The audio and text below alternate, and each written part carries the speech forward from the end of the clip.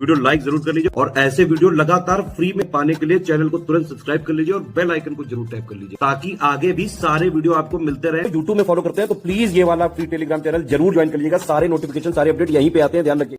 नमस्कार दोस्तों यूपीएसआई के लिए बीएनएस बहुत ज़्यादा इंपॉर्टेंट और बीएनएसएस दो टॉपिक हैं जिसको लेके आप दुनिया भर की बुकें खरीदोगे, दुनिया भर की कॉन्सेप्ट देखोगे। टू द पॉइंट एकदम क्या ज़रूरी है सिर्फ यूपीएसआई के लिए उतना हम लोग देखेंगे। ये पहली इंट्रोडक्शन क्लास है, अगर इसको आप लोग अच्छा रिस्पॉन्स देंगे, अच्छा लाइक आएगा तो मैं इसको कंटिन्यू करूँगा। ज्ञान सर एजुकेशन ऐप में इसको हम लोग चालू कर देंगे पूरी तरह से, ज्ञान सर एजुकेशन ऐप में। और ज्ञान सर एजुकेशन ऐप में पूरी यूपीएसआई की तैयारी हम आपको करा रहे हैं मात्र 99 रुपये में, है ना। और ज्ञान सर डिस्काउंट कोड लगाएंगे तो 99 का मिल जाएगा 49 में टेस्ट सीरीज पूरे एक्सक्लूसिव नोट्स के साथ। पर अगर आप बीएनएस मुझसे पढ़ना चाहते हैं आशीष सर से तो आप मुझे बताइएगा तो मैं उसको अलग से चालू करूँगा। पहले देखिए हम लोगों को पढ़ना क्या क्या है। सबसे पहले बात आती है भैया बीएनएस, भारतीय न्याय संहिता। अब देखिए इसने रिप्लेस करा आईपीसी 1860 को। किसको रिप्लेस करा? आईपीसी 1860 को। फिर भारतीय नागरिक सुरक्षा संहिता, इसका फुल फॉर्म भी आपसे पूछ सकता है तो ये फुल फॉर्म भी याद रखिएगा, भारतीय नागरिक सुरक्षा संहिता। इसने रिप्लेस करा सीआरपीसी 1973 को। किसको? सीआरपीसी 1973 को। और Indian evidence act 1872, Indian evidence act 1872 इसने रिप्लेस करा, मतलब इसको रिप्लेस करा भारतीय साक्ष्य अधिनियम। तो पहले तो याद रखना भारतीय न्याय संहिता, ये क्या है? भारतीय न्याय संहिता, भारतीय नागरिक सुरक्षा संहिता और भारतीय साक्ष्य अधिनियम, ठीक है। इनको रिप्लेस करा, इनके ईयर जरूर याद रखना। अब देखो भारतीय न्याय संहिता में क्या है भाई, बीएनएस में क्या है। जैसे मैंने कोई चीज़ करी, क्या वो अपराध है या नहीं, ये बीएनएस खोल के देख लिया जाएगा। भाई मैं खाना खा रहा हूँ, कहेंगे भाई तुम खाना क्यों खा रहा है, चल जेल। अरे क्यों जेल जाओ भाई, खाना खाना अपराध थोड़ी है ना। तो क्या चीज़ अपराध है ये बीएनएस में दिया है। उस अपराध के लिए क्या क्या प्रोसीजर होना चाहिए, क्या सज़ा है, ये सब दिया हुआ है सीआरपीसी में पहले, अब दिया बीएनएसएस में, है ना। कैसे एफआईआर होगी, कैसे बेल होगी, कैसे इन्वेस्टिगेशन होगी, ये सब। फिर साक्ष्य देखे जाएंगे कि आपने अपराध करा, क्या क्या साक्ष्य की ज़रूरत है, तो वो यहाँ पे देख लिया जाएगा भारतीय साक्ष्य अधिनियम में। अगर जब तक आप कोई लॉ नहीं तोड़ोगे, भाई किसी को सज़ा क्यों होगी जब वो कानून तोड़ेगा, है ना। और कानून भी प्री डिटरमाइंड बने हुए हैं ऑलरेडी। अगर हम उन कानून को तोड़ोगे तभी सज़ा होगी, ऐसे तो है नहीं किसी को भी जेल में उठा के डाल दो। भाई जब तक आप कोई ऐसा एक्ट नहीं करोगे जो कानून के खिलाफ हो, कोई सज़ा नहीं। तो आपको ये याद रखना पहली चीज़ जो सबसे इंपॉर्टेंट है। फिर दूसरा बात करते हैं बीएनएस 2023। देखिए इसको राष्ट्रपति की जो असेंट मिली थी 25 दिसंबर 2023 को मिली, यानी 25 दिसंबर 2023 को ये बन के तैयार हो गया। लागू कब हुआ? 1 जुलाई 2024 को। कब लागू हुआ? 1 जुलाई 2024 को। डेट पूछी जा सकती है।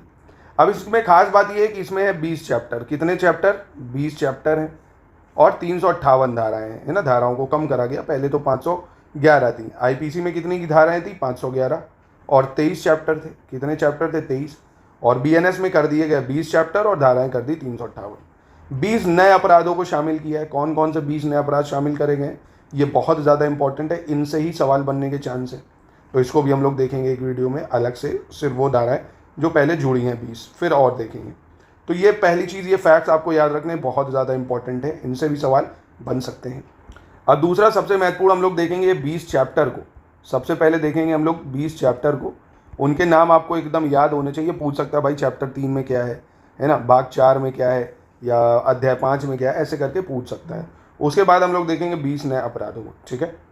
तो सबसे पहला जो अध्याय है वो है प्रिलिमिनरी। जैसे आप एग्जाम में प्री बैठते हो वैसे प्रिलिमिनरी, प्रारंभिक, है ना। क्या है? प्रारंभिक। इसमें धारा अगर हम लोग देखना चाहें तो 1 से 3 धाराएं जो है वो आपको अभी इसमें पढ़नी होंगी। धारा 1 से 3 प्रिलिमिनरी यानी प्रारंभिक में, ठीक। पहला अध्याय है प्रिलिमिनरी यानी प्रारंभिक।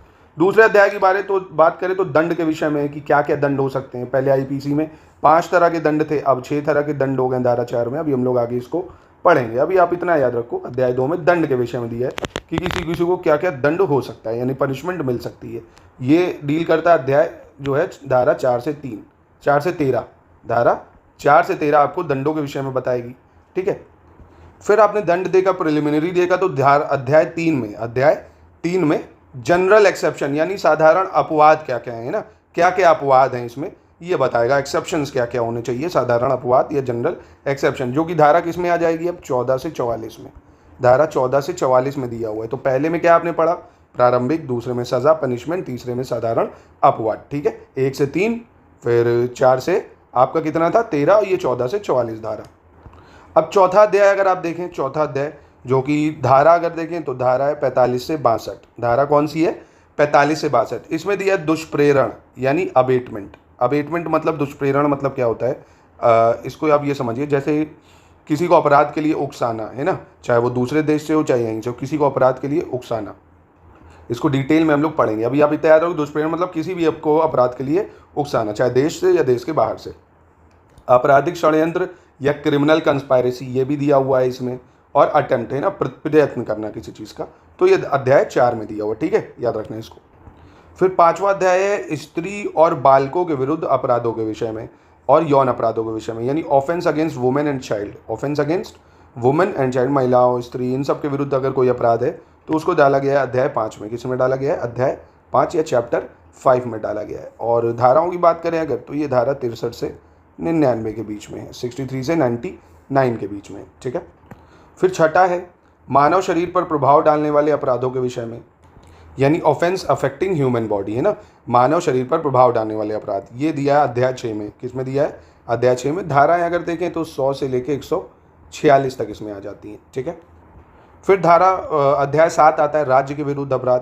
किसके विरुद्ध अपराध? राज्य के विरुद्ध, यानी स्टेट के अगेंस्ट। राज्य के अगेंस्ट मतलब समझो किसी भी सरकारी मतलब स्टेट की गवर्नमेंट हो, यूनियन गवर्नमेंट हो, कोई भी सरकारी तंत्र पे आप अगर अटैक करते हो, उसके खिलाफ अपराध करते हो, तो उसको इसमें डाला गया है, ठीक है। जैसे राजद्रोह भी इसी में आ जाएगा।